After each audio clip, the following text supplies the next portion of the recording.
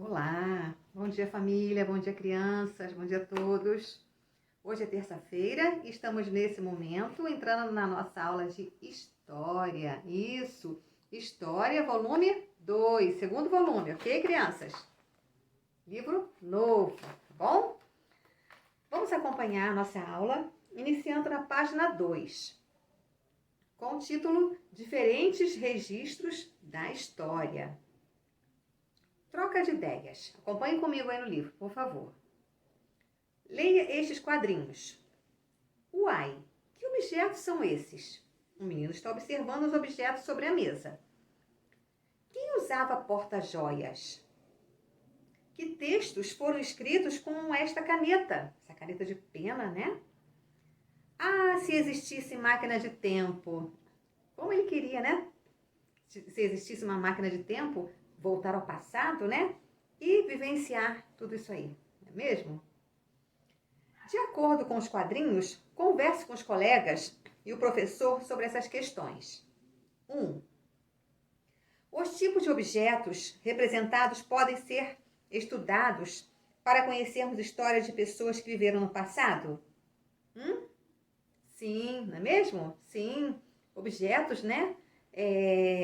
Que contam, relatam, né? Ou seja, que tem uma história, né? Tem uma história que fala do passado, dentro da história, assim, do Brasil ou da história da vida de uma pessoa, não é mesmo? Em sua opinião, por que o personagem gostaria de ter uma máquina do tempo? Por quê? Para ele voltar aonde? Lá no passado, não é mesmo? Se existisse uma máquina do tempo, que época do passado você gostaria de conhecer? Já pensou? Que época do passado você gostaria de conhecer? Se existisse uma máquina do tempo, eu gostaria de conhecer a época, dos dinossauros. 4. Como não existe máquina do tempo, como é possível conhecer o passado das sociedades que viveram antes de nós? Como? Como?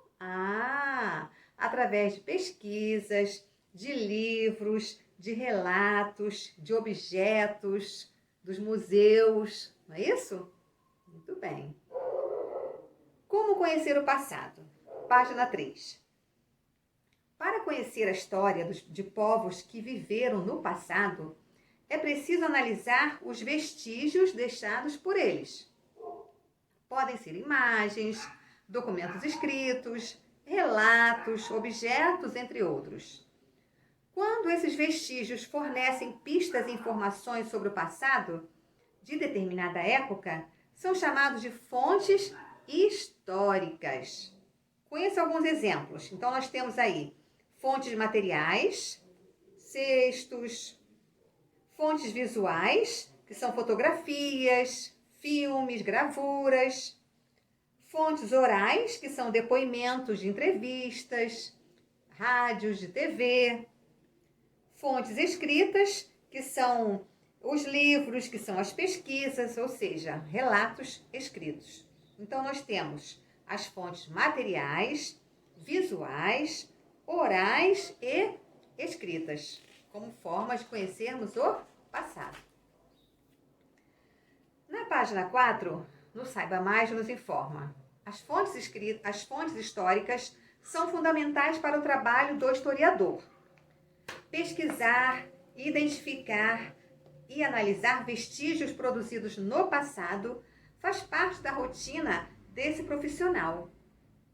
O historiador pesquisa quando o vestígio foi produzido, quem o produziu e por quê, a quem era destinado, onde foi encontrado, como era usado.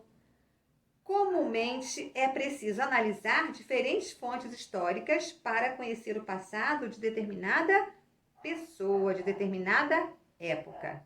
Mesmo? Nesta atividade, você vai analisar fontes históricas.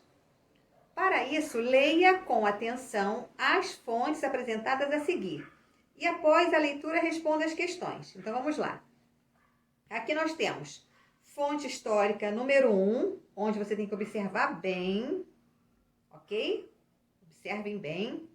A fonte história 2, Você vai ler. E tem a fonte História 3, que você também está observando. Ok. A partir da visualização da fonte histórica 1, 2 e 3, você vai fazer as atividades dos exercícios 1, 2 e 3 da página 5. Ok?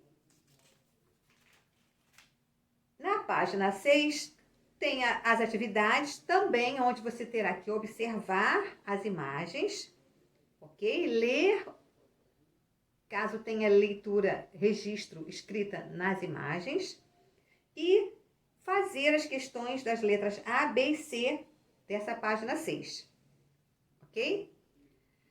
Aí na página 7 temos aqui as linguagens na história.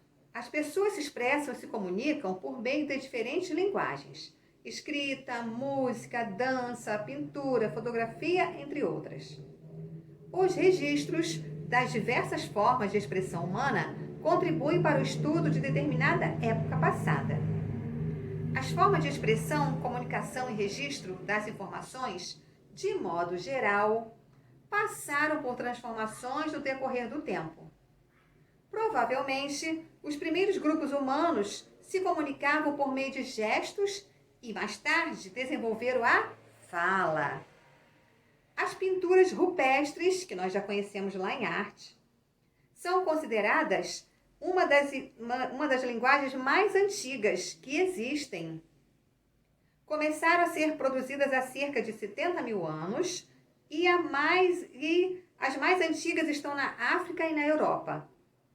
Contudo, há pinturas rupestres em outros locais do mundo, inclusive no Brasil. Aí nós estamos vendo a primeira pintura rupestre, que foi representado um animal na caverna na região de Lascaux, na França. A segunda é a pintura rupestre, representada de grande porte no Morro do Chapéu, Chapada Diamantina, na Bahia, que é no Brasil, não é isso? Região Nordeste. Muito bem. E terminamos aqui. Tá. Então, o que é que você vai fazer? Quais são as atividades que você vai fazer mesmo? Voltando aqui. Você vai fazer as atividades da página 5 e da página 6. Aqui na página 7, eu acabei de ler os tipos de linguagens, né? Na história, nós vimos que são através da escrita, da música, da dança, pintura, fotografia, entre outras. Nós podemos perceber, entender o que está sendo relatado ali, apesar de não estar escrito. Muitas pinturas a gente identifica e compreende. Danças a gente observa e compreende. Não é isso? Músicas nós ouvimos e compreendemos. E a escrita a gente lê e compreende o que está ali escrito. Não é isso? Então tá. No próximo vídeo aqui nessa aula mesmo, eu estou vindo com as correções das páginas 5 e 6. Combinado? Então tá bom. Já volto.